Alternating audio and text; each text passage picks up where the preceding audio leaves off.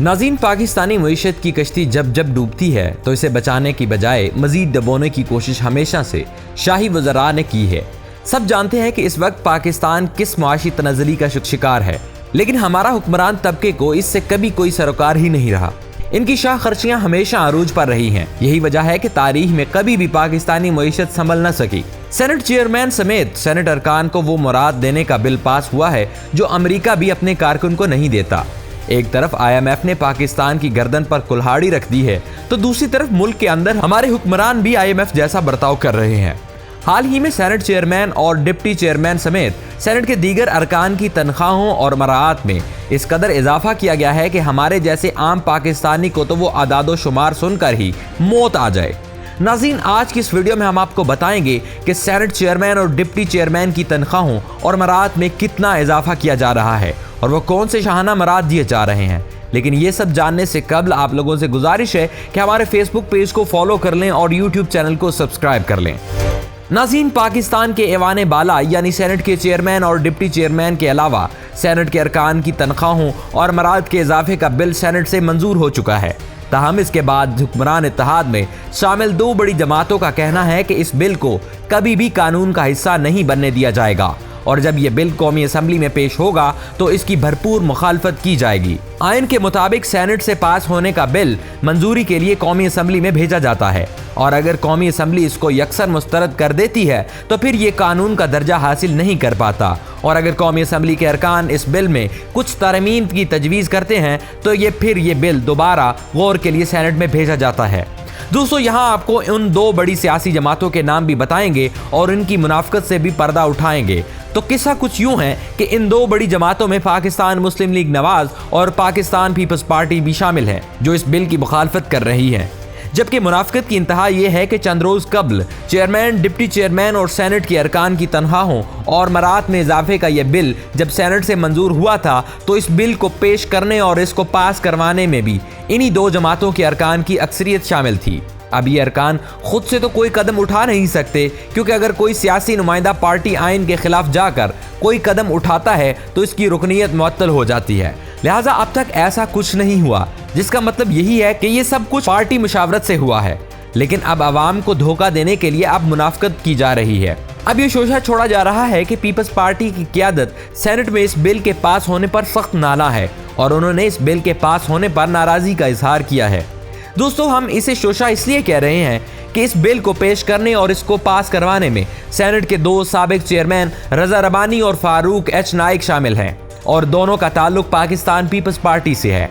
अब सवाल ये उठता है कि अगर उन्होंने खुद पार्टी क़यादत को एतमाद में नहीं लिया तो ये बिल कैसे पेश हुआ या असम्बली से पास हुआ? ये मुनाफकत नहीं तो और क्या है? नाज़रीन, इस वक्त मुल्क मुश्किल हालात में है और हुकूमत के पास सैलाब मुतासरीन की इमदाद के लिए पैसे नहीं, जबकि दूसरी जानिब सेनेट के चेयरमैन और अरकान के तनख्वाहों के बिल मंजूर किए जा रहे हैं। नून लीग भी इस मुनाफकत में अपना भरपूर हिस्सा डाल रही है।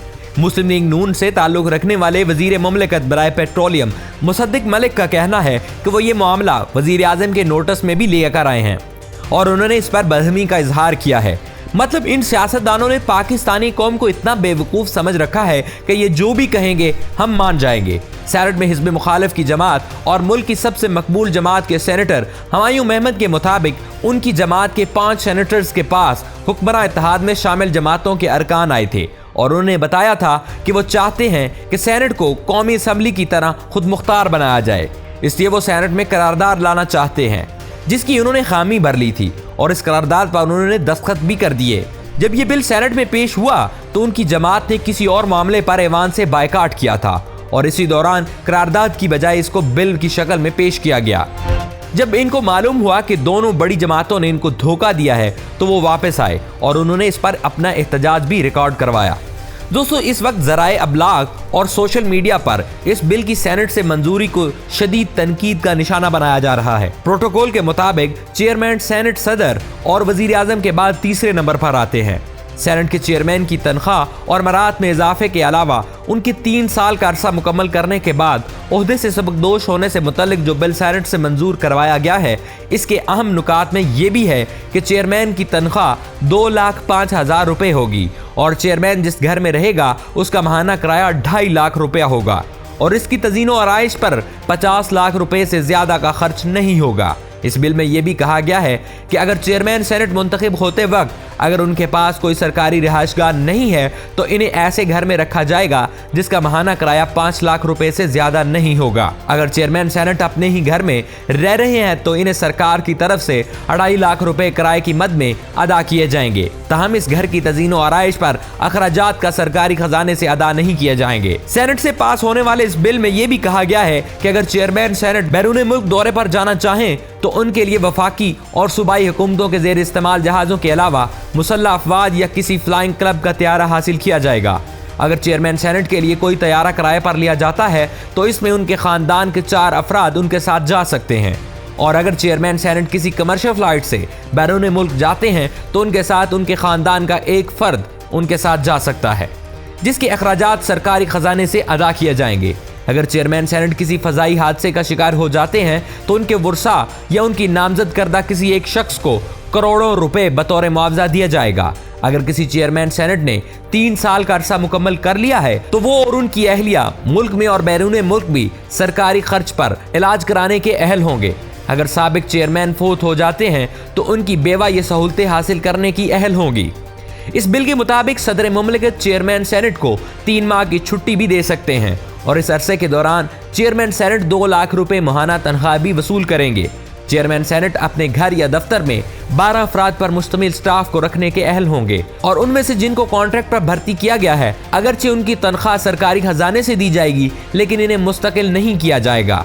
जो भी शख्स चेयरमैन सेनेट की 3 साल की मुद्दत मुकम्मल कर लेगा तो उसे फुल सिक्योरिटी फराहम की जाएगी, जिसमें से 6 संतरी जबकि 4 अहलकार जिनका ताल्लुक पुलिस की इंसदाद दहशतगर्दी स्क्वाड, रेंजर्स, फ्रंटियर कोर या फ्रंटियर कांस्टेबलरी से होगा। नाज़रीन, इसके अलावा इस बिल के मुताबिक सेनेट के अरकान की तनख्वाह भी 1.5 लाख रुपए होगी, जबकि सेनेट के किसी कायमा कमेटी के इजलास में शिरकत के लिए इन्हें योमिया 4800 रुपए मिलेंगे, जो कि इससे पहले 2800 रुपए मिलते थे।